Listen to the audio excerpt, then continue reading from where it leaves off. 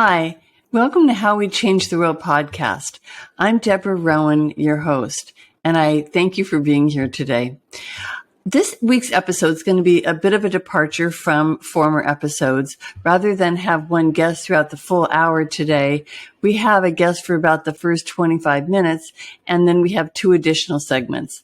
My guest is a relative of mine who is transgender, and I wanted to have a conversation about what it's like to be transgender and what that means. And their name is Finn, and I asked them a number of questions that I think people sometimes have, and I kind of just wanted to normalize the whole idea of being trans and who trans people are, because there's been a lot of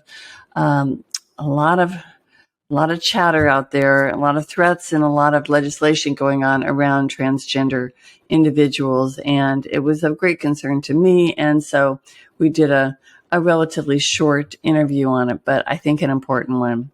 The second segment is actually about myself. Someone had mentioned that I haven't really said anything about myself on the podcast, and that maybe there's a bit of a disconnect or a blank face behind the microphone. So I wanted to share with you some of the ways that I have devoted my life to changing the world and trying to make it a better place.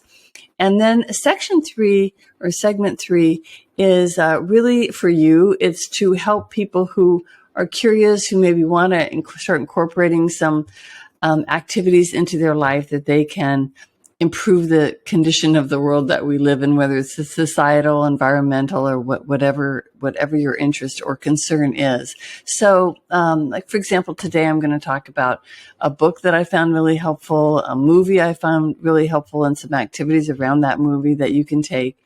And then sometimes I'll offer courses, or not, I won't offer courses, but I'll tell you about courses that I've taken or ways that I've learned on what to do. And this isn't a course, but one thing that I am going to be incorporating are stories about people from my life or people that I know of, who just somehow incorporate something small or small-ish, I guess, into their lives. And today it happens to be my daughter. This is like family day on the podcast. So, today it's going to be a story about my daughter and how she started raising monarch butterflies. And so it's not an interview, but I just want to talk about it for a second and then provide some links to a blog that she wrote on how to do that. I'll have her on the show one of these days because she's done a lot of things and she'd be a great guest as well. So that's it. I hope that I can ask you one favor, and that is, could you subscribe wherever you're listening, whether it's on Apple Podcast or Spotify, perhaps, or YouTube, or even if it's on our channel, on our website, or any of the other platforms where you may be watching this. It's free. There's never a charge to subscribe. And if you can add a rating, that's just like, you'll get extra brownie points for that and help me out a lot. A new podcast, it really makes a difference. So thank you for that. And without further ado, here is my interview with Finn.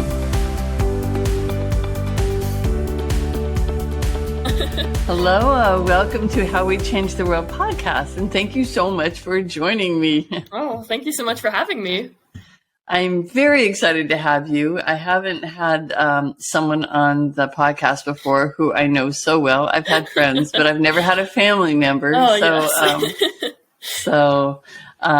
Welcome. So you're in Fort Collins. I am, yes. Yeah. I am a student here, so. Yeah. Your second year of college. Yes. And what are you majoring in? I'm currently, as of this Friday, I will be majoring in wildlife conservation and biology and minoring in English. Oh, that's great. That's great. Don't be like your aunt and change your major 6 times while you're in college so that it takes you 6 years to get through. Only one change. Okay. So the reason that I invited you to be on the podcast today is because on March 31st, mm-hmm. I became aware for the first time that it was I want to say it right, National Visibility. I don't think I have it worded. The Transgender Day of Visibility, or Transgender Day of Visibility. Yeah, right. Which was which was declared like 2 years ago on March 31st by Joe Biden, President Biden, which I was unaware of, but that's a fantastic development because that really helps, I think, with acceptance. I believe it's been around for a little bit longer, but it was recently declared nationally, which was super cool. Yeah. No, in other countries, and it was kind of around in the U.S., I think, since 2014, but official by the President of the United States made a big difference. So right. Oh, for sure. It says a lot. It says a lot. So, so you are trans, and you have, you announced it really when you were in middle school. High school later. I came out as gay in middle school and then later trans in high school. So Yeah. Okay. Which wasn't the easiest thing to do, but no. We can talk about that in just a minute. I wanted to have you on because one of the things that I saw on that day is that it's fine to be, close with somebody and fully accepting and loving them, and it's a different thing to be an ally and to say, hey, this is how you act if you have, or this is what you do, or this is like, because this is a confusing, I think of all the social issues that I'm familiar with, that transgendered conversations are the most complicated for people to have. Okay, yeah. And we've had them in our family forever. So I don't know, maybe you could talk a little bit about how you first, actually, let's just start with, can you describe in your words what you think it means to be transgender, so that, because I think there's confusion with just what does that word even mean? Absolutely. So generally, transgender is generally accepted to be an umbrella term for being a gender that it's not being the gender that you were assigned at birth. So, when you're born, generally people see, oh, you have, a certain type of genitals, therefore you are assigned female at birth or assigned male at birth. And that's the binary. Transgender is just you identify as something, as another gender other than what you were assigned at birth. So for me, I identify as non-binary. I don't identify as male or female, and that's obviously I wasn't assigned non-binary at birth, so I am considered transgender.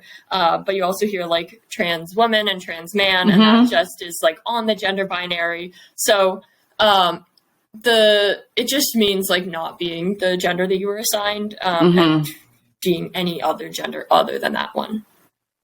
So that helps a little bit. It's still confusing though, right? Sure, don't you think? Yes, yeah. And I think we've talked about it before. That sometimes it's confusing for you too to think about what are the right words to use, what are the absolutely. right. Yeah. No, for a long time, because I'm non-binary, I thought I couldn't use that trans label because I wasn't like, I'm not a trans man, so therefore I'm not trans. And then I was like, you are. Like, it was a hard thing for me to be like, oh, I am trans, I guess. Yeah. Yeah. So I guess if it's confusing for you, it's confusing for others as well. And I don't know if everyone is as accepting of that confusion as you are, because I mean, for me, it's been really good. It's been a journey, and it's been really good because you and I are so close, and we'll hike together, and we do a lot of things together. And so I feel really comfortable, and I'm always saying, is it all right if I ask this? Because I have the stupidest questions sometimes, I feel like. But even though I'm with you, somebody I'm close to and somebody I care about, I still am reluctant sometimes because I don't want to upset the apple cart, and I don't want to upset you. I don't want to hurt you. And, but I never have, as far as I know, and you will tell me.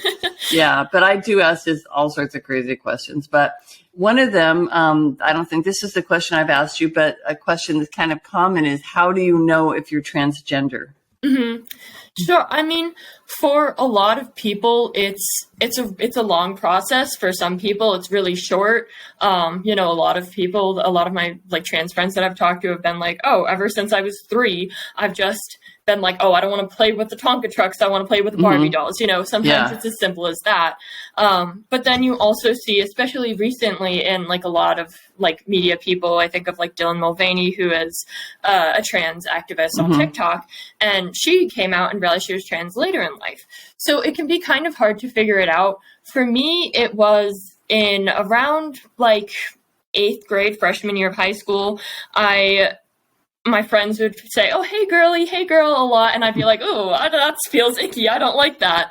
So it can be something as simple as that to kind of spark that, that investigation into yourself. It helped a lot that my older sibling had a lot of, trans and queer friends around her, and I was able to see, oh, this person is non-binary. What is that? And I had that previous knowledge.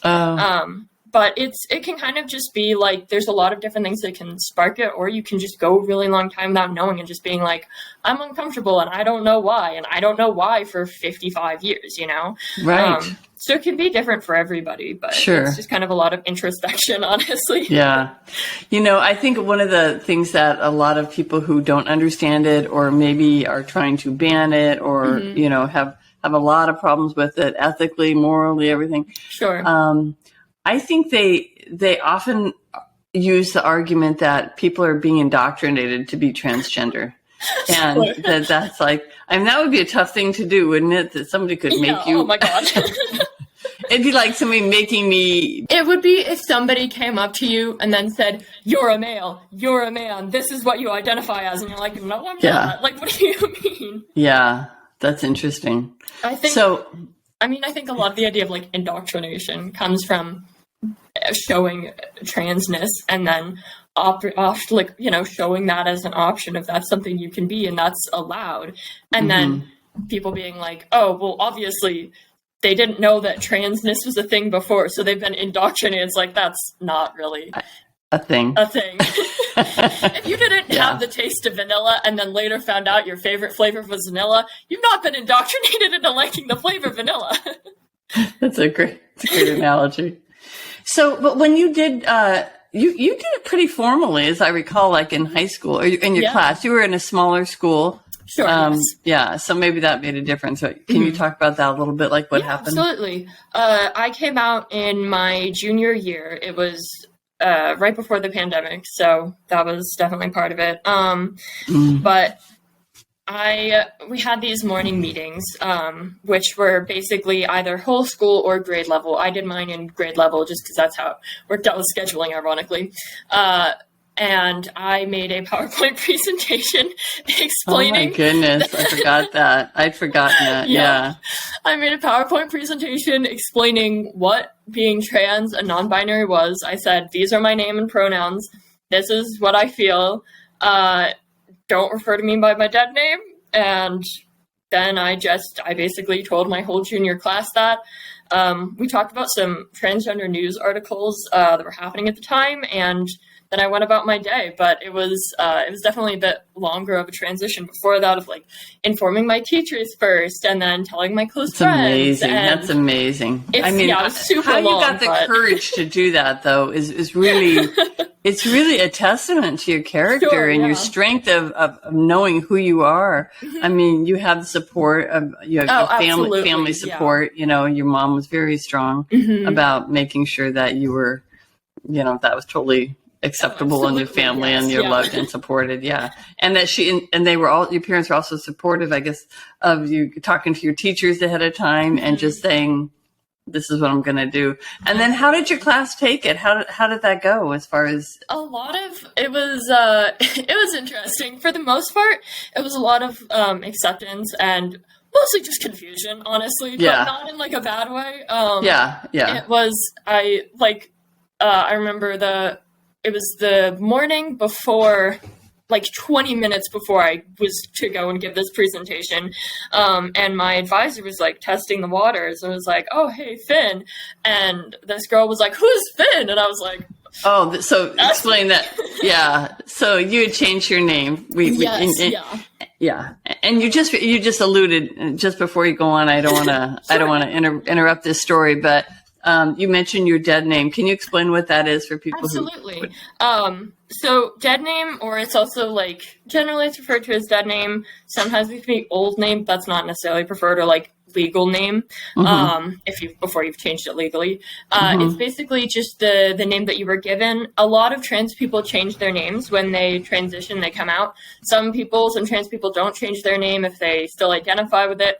I didn't identify with my old name, so I changed it to a name that I now identify with. But a lot of, you'll hear the phrasing dead name or dead naming, which is where you use somebody's like name that they had before they came out and before they transitioned. So yeah. Okay. So then that on that day when you announced your classroom, you said, "This is my," or how did you say that? I just said, "I'd like you all to refer to me now as Finn." Yeah, basically, I said, I use they, them pronouns. I go by Finley or Finn. Don't use anything else, please and thank you. Obviously, there's a transition period after that, but no, people were very accepting. It was very sweet. So luckily, I'd been with a lot of them. My school is very small, and I'd known almost everybody in my grade for, at that point, like, I don't know, 5 years. So so it was a safe place to do that. Exactly. Yeah. If it had not been a safe place, or if I had gone to a really, really big school, or I had felt that anybody that would have not accepted me would have been in the majority instead of the minority, I probably wouldn't have, just for like my own comfort and safety. But luckily I felt accepted enough by my school community that I felt safe enough to come out, which was like absolutely a privilege for me. You know, it was a privilege, I guess you could say. That's how it should be, is what it really is. But it's unusual, right? So that's the thing. Because I think that it's a very dangerous thing for people to do in certain schools and certain parts of the country. And, you know, you're in a city, you're in a progressive everything around you. Family, city, everything. Right. But that doesn't mean it's been easy. No. So what are some of the challenges that would you say you faced? I would say largely it was at first it was just a lot of like invalidation of, especially considering it was like 2019, I think, or maybe 2018. It was a lot of, being non-binary isn't a thing. They, them pronouns are stupid and not grammatically correct. A lot of that. A lot of they, them isn't a thing. I was like, babe, look at Shakespeare. But it's also, you also do get the stereotypical just like, no, you're a girl because that's what you were born as. And a lot of the other stereotypical like transphobic things that you get regardless of whether you're non-binary, trans man, or trans woman. I have gotten a lot of people saying you'll never be a man, which is very funny to me because I'm like, you're correct, okay. I won't. But they just be like, oh, well, you're trans, so obviously there's only one type of trans. But well, and that's confusing because people don't. There are many kinds of trans, and just trans, just being trans alone is confusing. But then to know that there's many kinds of trans, is also confusing. So I guess we just have to just back off and say we don't need to know everything about every person. Exactly, let people be who they are. Exactly as they want to be, and that can be the end of the story. It's never that way, but it's not often that way. But at least we know what it looks like, and we can strive towards a level of society that is like, okay, whatever, that's fine. Exactly. You do you, but that's we're not there yet, clearly. But so you really haven't had terrible experiences, even in high school and in college now. Has it been more difficult since you're in a huge I would say it definitely university? It definitely has been more difficult in being in certain classes, or just there's definitely a different demographic. It's not, super liberal and all that here. I haven't felt genuinely very, very unsafe, which I know a lot of trans people have. But when you're in a group setting and they're saying, oh, go around the room and say your name and pronouns, which I appreciate, but also they do that now at college? Oh, okay. It'll depend on the teacher and how big the group is. But there have definitely been moments where I'll be in a class that I'm like, I don't know. I've been like, oh, and I use she, her pronouns, which I don't, but I also, when I say I use they, them pronouns, I'm outing myself whether I want to or not. So there have definitely been moments where I'm like, I'm in a group of 300 people. I don't know if everybody around me is like, oh yeah, they, them pronouns sounds good. So I will prioritize my safety over my comfort, because if I'm like, oh, I use they, them pronouns, that's just a big advertising I'm trans. So I have used that's very interesting. She, her pronouns. Just as so you said she, her, yeah. So I mean, there's even I know there's probably people listening who don't know exactly what you're talking about with she, her, and they, them.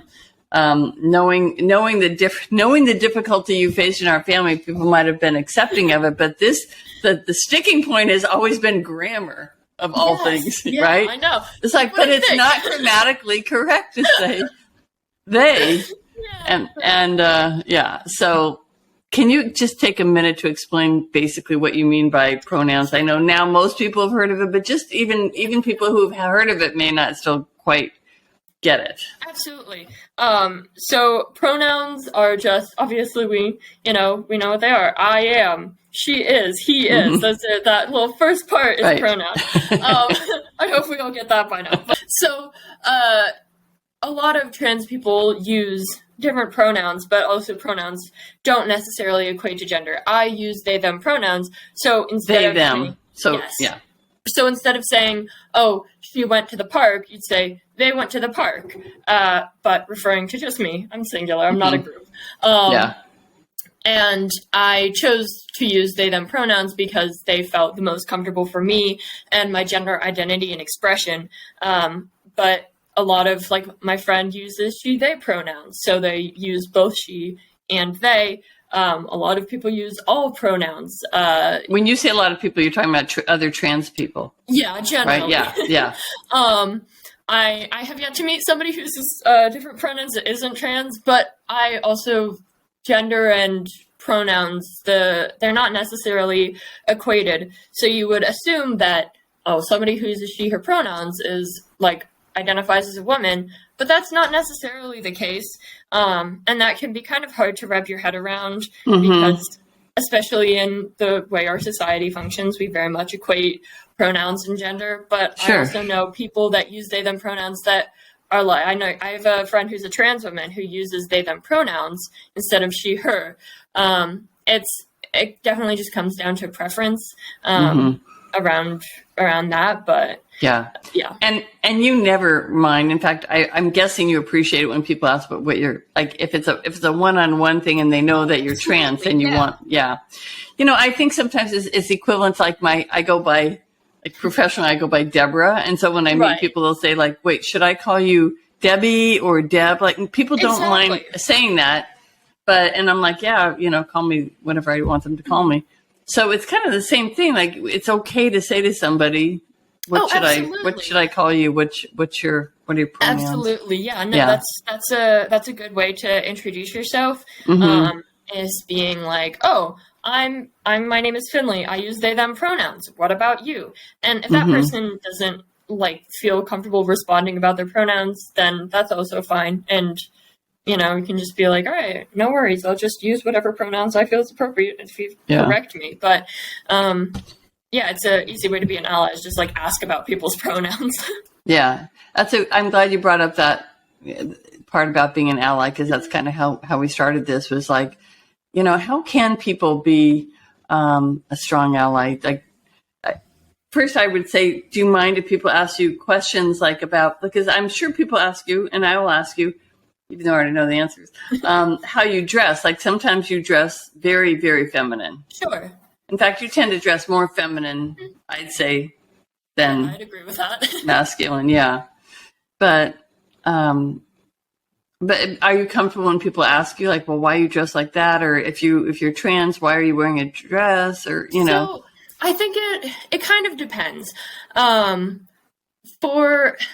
If for the first time you're meeting somebody, don't be why are you wearing a dress? If you're this way, but because for me, I'm very comfortable with people asking me questions about my gender, about my expression, things like that. I tend to dress and look kind of outwardly queer or like a stereotypical, like sometimes, not always though. Not always, but there's a lot of little keys for like other queer people to be like they're queer. Okay. So I don't mind personally. Yeah. But I also know there's not really a hard and fast rule since so many trans people are so different from one another. Right. I'd say generally, unless you know them, I would avoid asking questions and just treat them like a regular person.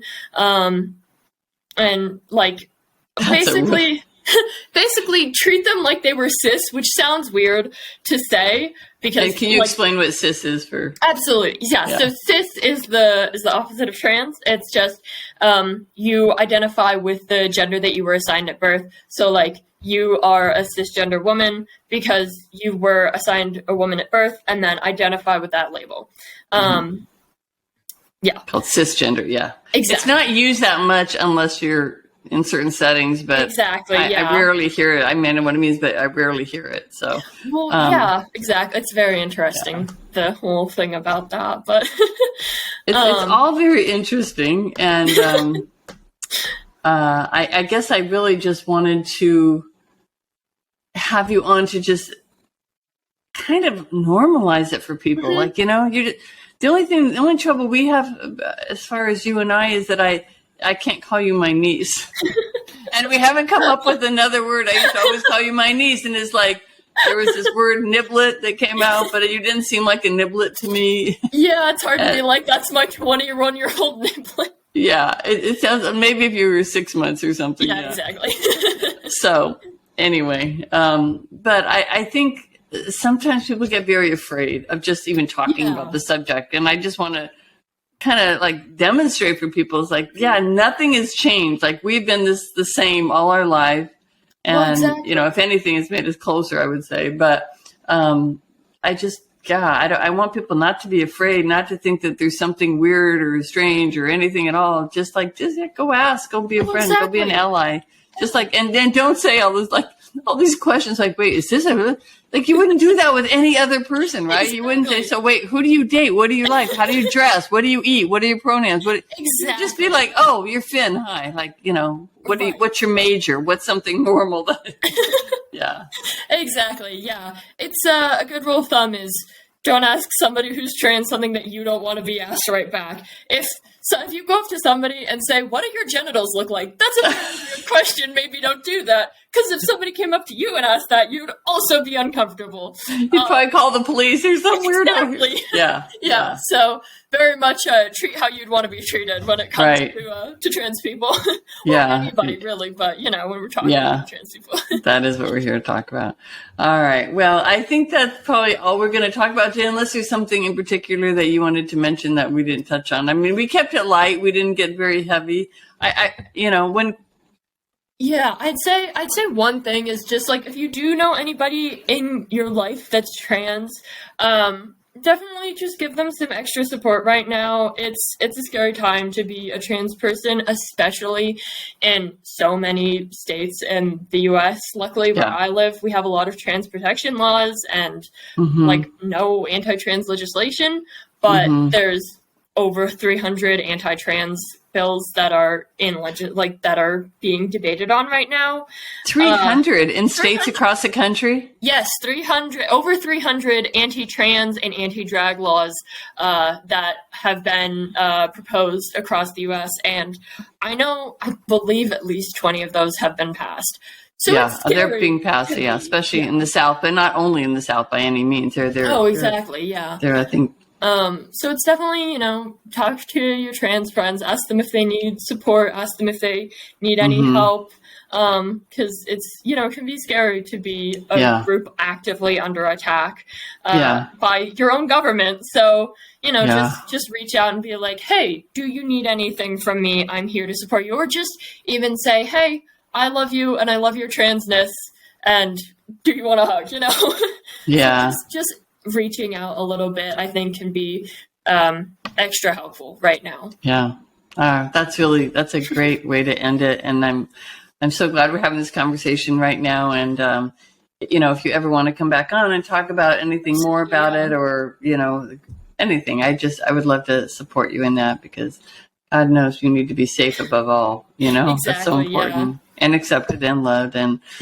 all of it. So, which you are. So, so back to the books. I know you've got studying to do, and I will let you go. I miss you. I'll see you in the summer. Yes. And I can't wait. enjoy the owl searching, whatever Thank you're doing. you. I'll do my best. Okay. Take care. Bye-bye. Bye. All right, Jen.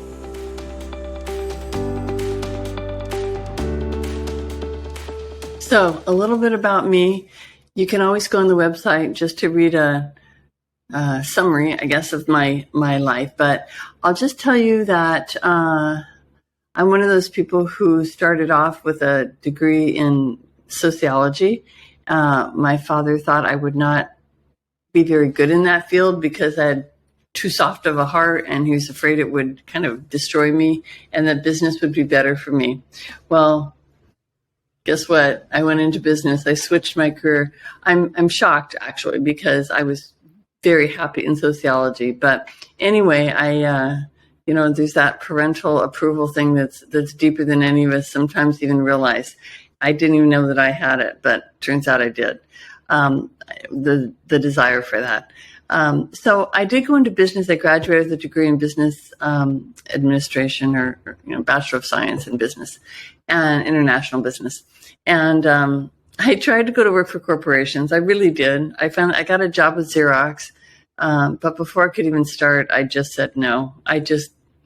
The whole corporate thing and the way that they were, just everything. I don't even want to go into it, but I just couldn't do it. They offered me a job in Boston, then a job in Denver, actually Providence, Rhode Island, and then Denver. And both times I started to take it, and then I just couldn't do it. It's like I couldn't make myself do it.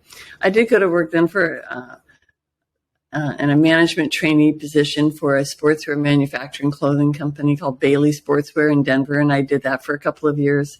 Then I sold computers. That's where I met my husband.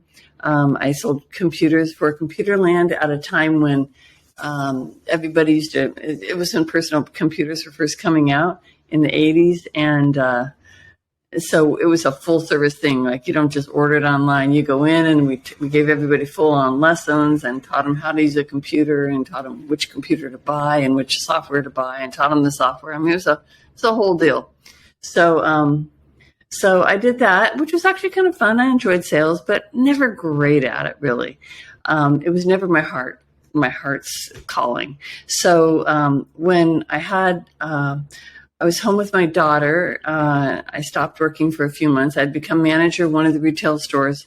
But then when I had her, I decided to, take off several months.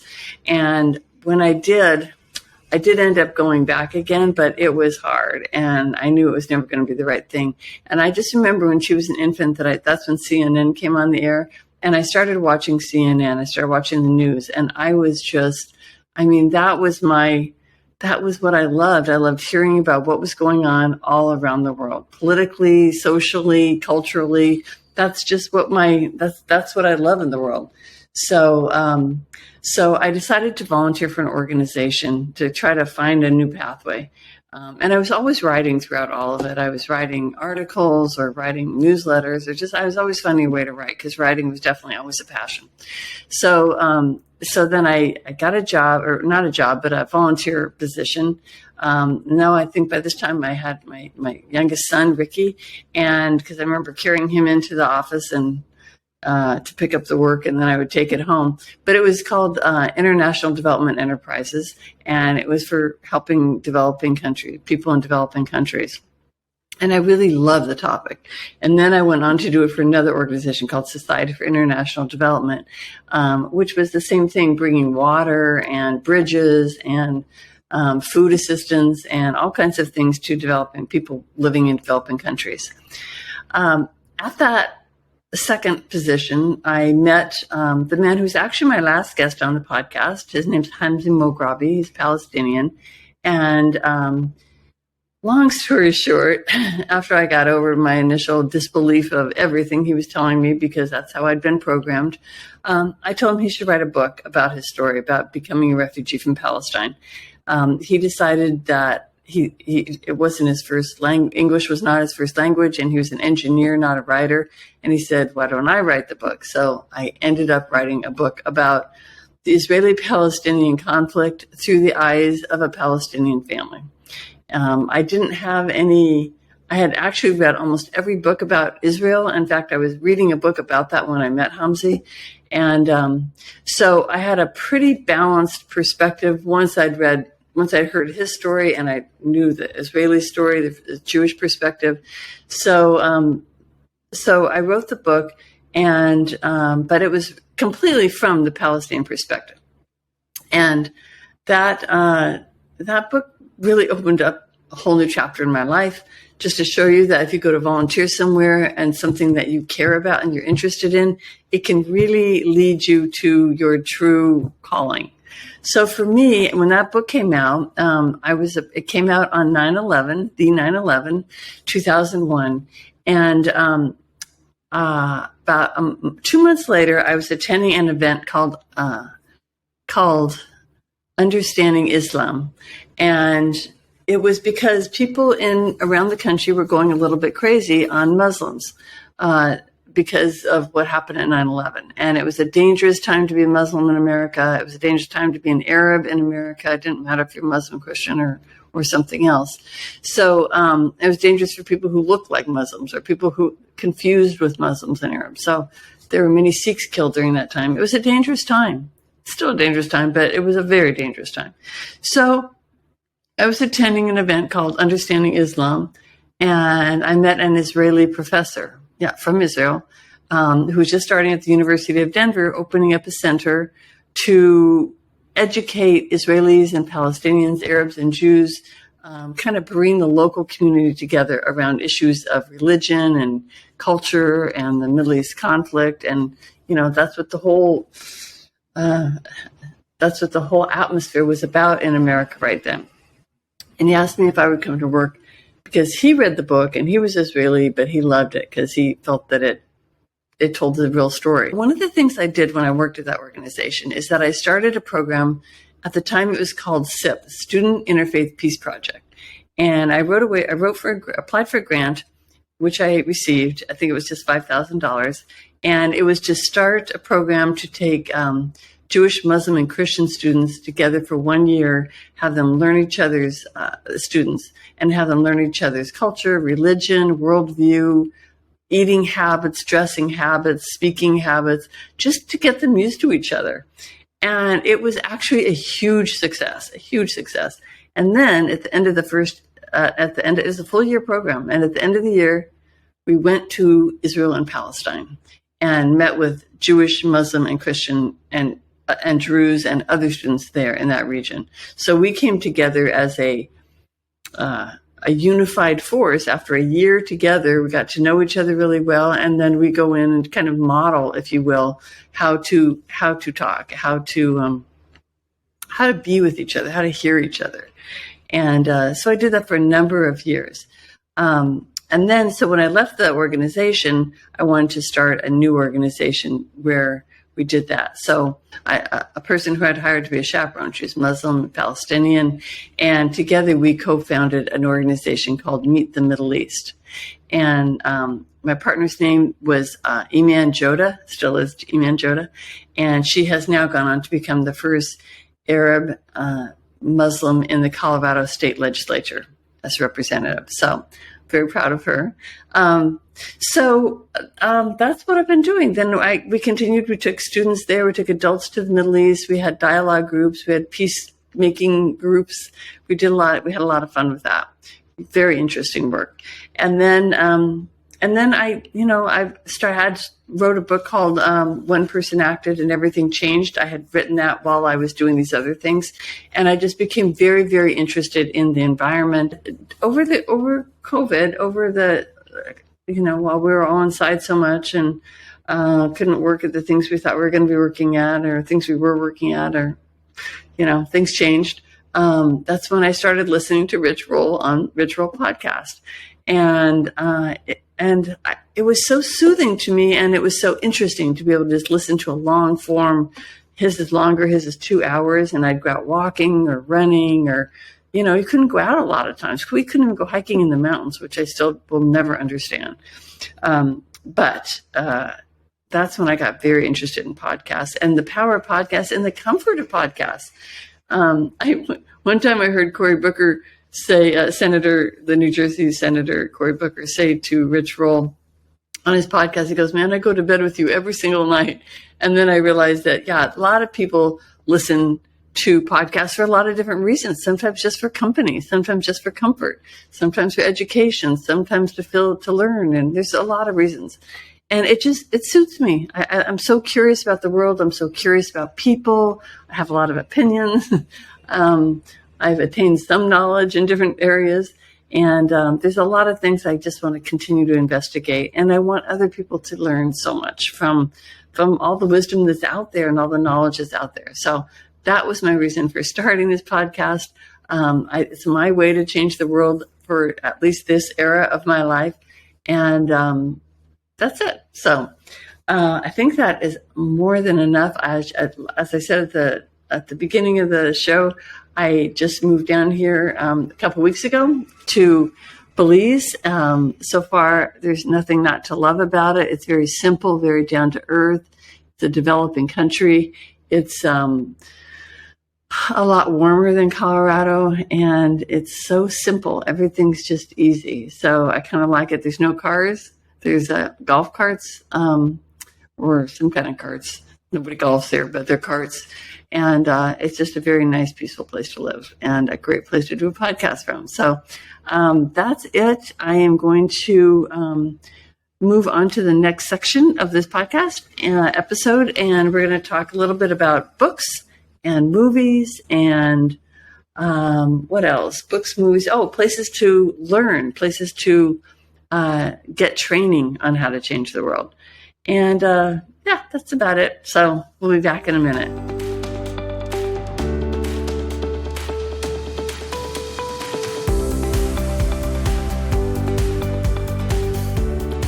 All right, here we are in segment 3. The first reference that I want to talk about is a book. And it is a book that I think is a great primer for anyone anywhere on the journey. I call it a primer, but it can also be a Kickstarter. It can also restore you if you've been at this a long time. But the title of the book is called The Book of Hope, A Survival Guide for Trying Times. And it's written by Jane Goodall. It's actually written by Jane Goodall in connection with, I'm not sure who wrote how much of it, but a man named Doug Abrams, who has done remarkable work with Mission Joy and other really wonderful works. So I love this book. It is, I think, best presented on audio because you get to hear Jane Goodall's voice, and it's very soothing. They have a conversation going back and forth. That's how the book is written, where Doug asks Jane questions about really about how do we keep hope alive at a time when we're facing such daunting challenges in terms of climate change and species extinction and things of that nature. And she does get down, and we all get down. We all get a little bit of that. They call it eco grief. It can have its own version of depression just around that one topic. And I think before you can almost do anything, it's really important to understand the power of keeping hope alive. As she says in the book, without hope, there really is no hope. And that sounds a little bit trite maybe or odd, but it's really true. So this book was a huge bonus in my life. I loved it so much. So I would definitely recommend it. Again, The Book of Hope, A Survival Guide for Trying Times. And again, I recommend the audio version, but if you prefer to read, I'm sure that's a really lovely way to take it in as well. Speaking of climate change and hope, I guess, did you know that there are other viable methods for reducing global warming in addition to weaning ourselves or completely getting ourselves off quickly fossil fuels? And that is restoring and regenerating the soil.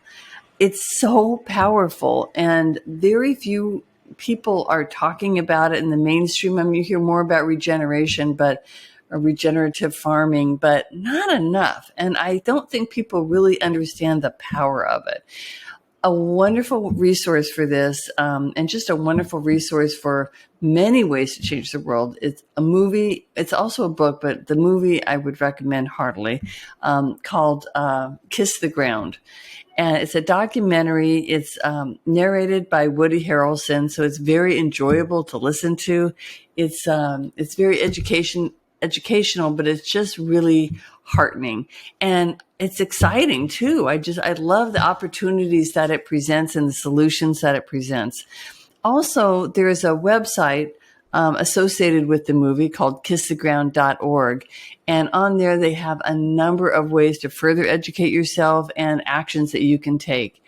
And one of them I want to mention specifically is to get involved by at least writing to your representatives, because 2023 is the year when the Farm Bill, which is a huge piece of legislation that comes out every about 5 years or so, that directs where funds are spent in terms of and relative to farming. And the impacts are large, and 5 years is a long time. So if you go on to kisstheground.org, you can learn more about the changes that they're proposing. This group who actually did the film and many other people together are proposing some really specific changes to the Farm Bill, which will probably be passed later in 2023. So action now is very important. So that was Kiss the Ground. You can watch it on Netflix. You can watch it on Prime Video. I believe you can stream it there. You have to pay for it. And I know it's on a number of different streaming outlets. All right. What else? The final thing I wanted to mention was about an activity that my daughter is participating in. And she just read about monarch butterflies and their demise and how their numbers are down something like 90%. And our activities are tremendously affecting the monarch butterfly. And it's not just one butterfly. There's always this ripple effect through nature that if we lose one species, so many other species are affected. So she found out that it's really not hard and very enjoyable and rewarding to raise monarch butterflies. So she just has milkweed plants out in her yard, and she brings in a leaf with the eggs on it she's written an entire, a very thorough blog post with photos on how to do this. But it's so interesting because most people have never watched a butterfly go from start out as an egg and go through all the different stages of becoming a caterpillar. And so she raises several at one time in net type cages in their house. And then I've had the lovely experience of, they were out of town, my daughter and her husband out of town, and I was able to stay with them and release the butterflies when the time was appropriate. And it's an amazing experience. Hi, pretty girl. You ready to go? I think you are. Oh, alrighty. Have a nice life. Get up in that tree. Where you going? So it's just something that you can do. It develops a corridor so that there's like a continuous corridor for monarchs to travel. And this is one way that you can continue that corridor yourself to contribute to it so that there's a safe and healthy way for them to march on down or up wherever they're going. Okay, that's it for today. If you have any comments, I'd please love to hear from you about any ideas you have, any people you have in mind for a guest that you'd like to hear. You can always go to the comment form at howwechangetheworld.co, or you can always comment on the platform upon which you are watching this or listening to it. So thank you so much, and we will see you next week on the next episode of How We Change the World. Take care.